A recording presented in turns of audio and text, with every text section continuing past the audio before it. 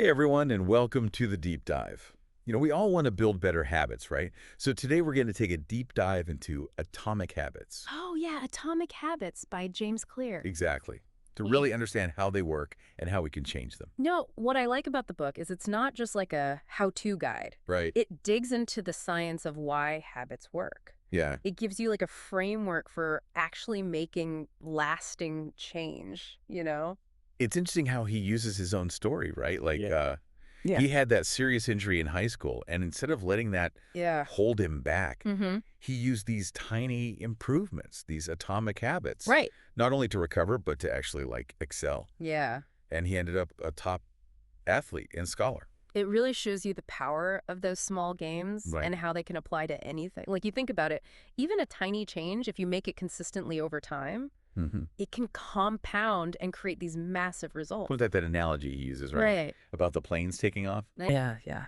And Yeah. one is just a few degrees off course, Right. but over a long flight, that tiny difference Huge difference. puts them miles apart. Yeah, I mean, that's a powerful visual totally. for how even those small changes can make a big difference. Yeah, it's not about some massive overnight transformation. Right. It's about those small, sustainable things you can build on. Absolutely. There's research on this too. Really? Yeah, like a British study Right. found that people who planned out their exercise routine Mhm. were way more likely to actually work out. Wow, that's crazy. Just having a plan Yeah. made that much of a difference. It's huge. And how do we actually build these powerful habits then? Well, Clear breaks it down into what he calls the habit loop, Okay. which is a four-stage cycle: Okay. cue, craving, response, and reward. Okay, so let's say, my cue is waking up in the morning. Okay. Yeah. And then that triggers my craving for coffee, Yeah. which leads to me, making the coffee. And the reward is that feeling awake and ready to go. Exactly. But how does understanding that loop Okay. actually help us change our habits? Well, it's about identifying the specific cues and cravings that are driving your habits. Okay. Once you're aware of them, you can start to interrupt the cycle. Okay. So let's say you want to cut back on sugary drinks, right? Mhm. Maybe your cue is seeing the vending machine at work. Oh, yeah. Just recognizing that cue is the first step. So then instead of mindlessly giving in Yeah. to that craving for a soda, you can have a plan like bringing a healthier drink from home, Exactly. and then you're disrupting that automatic response. Totally. And over time, that new, healthier choice becomes the habit. Right. Now, we can take this a step further Okay. with what Clear calls identity-based habits, Okay. which is this idea that your habits aren't just actions, Right. they're votes for the kind of person you want to be. Interesting. So each time I choose to go for a run, I'm reinforcing that idea that I'm a runner or that I'm someone who values their health. Oh, totally. It's a powerful way to look at it. It shifts the focus from just completing tasks to actually shaping your self-image. I like that. Instead of saying, I have to go to the gym, Yeah. you could say, I'm the kind of person who takes care of their body. Right. And these small wins build your belief Yeah. and gradually change how you see yourself. It makes it much more meaningful. Yeah. And it kind of explains why some people stick to habits and others don't. Mm-hmm. So how do we put this into practice? Yeah. What are some of the strategies? One really effective one is something Clear calls implementation intentions. Implementation intentions. Yeah, it's essentially like a pre-commitment Okay. to a specific time, location, and action for your habit. Okay. So instead of saying, I want to meditate more, Right. you would say something like, after I close my laptop for the day, Mm-hmm. I will meditate for 2 minutes. So you have that very specific plan. Yep. It seems like it would make it so much harder to make excuses.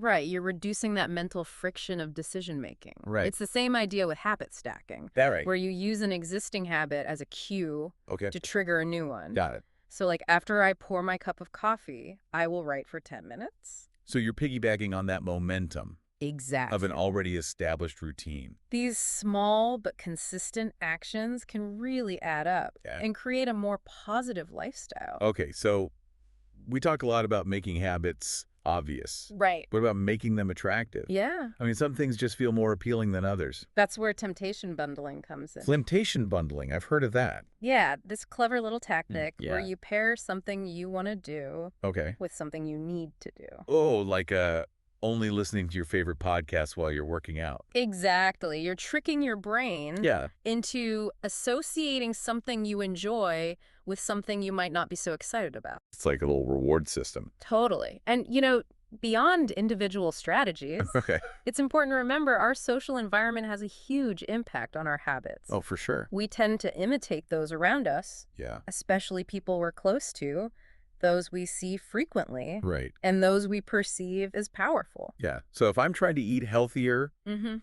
but I'm surrounded by people who are always ordering takeout, Yeah. it's going to be a lot harder Way harder. to resist. Yeah. Right. So try surrounding yourself with people who are already doing what you want to do. Makes sense. You want to be a runner, join a running club. Right. Exactly. It's not just about who you're with. It's Yeah. also about making those good habits as easy as possible. Oh, yeah. Absolutely. Nobody wants to do something that feels like a chore all the time. Right. Clear talks about the law of least effort, Okay. which basically says we're always going to choose the option that requires the least amount of work.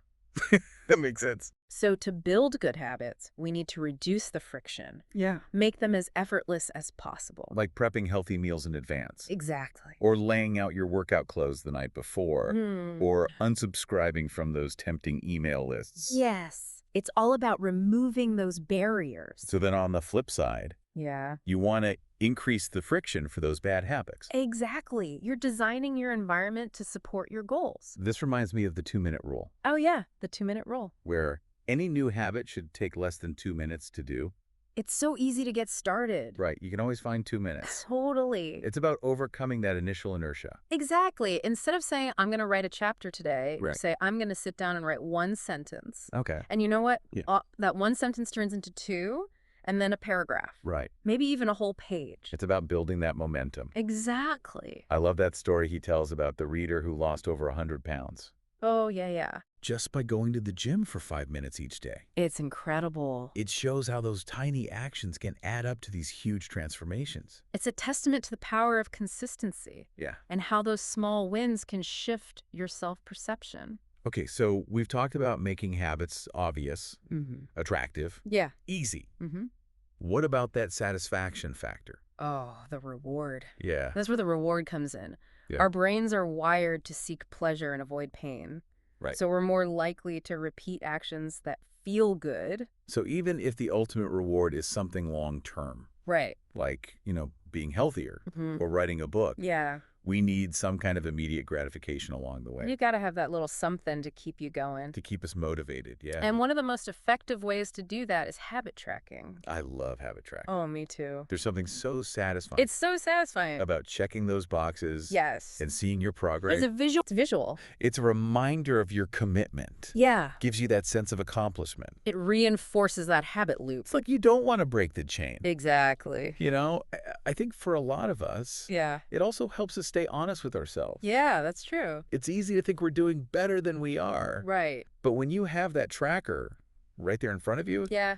you can't deny the truth. It keeps you accountable. It's like that saying, what gets measured gets managed. Oh, I like that. When we track our habits, we bring them into our conscious awareness, Right. which makes them much more likely to change. But he also cautions against getting too obsessed Yeah, with the numbers, right? totally. It's a tool, not the end goal. So it's about finding that balance. Mm-hmm. Using data to inform your progress, but Yeah. not letting it become the sole focus. Right. Keep the bigger picture in mind.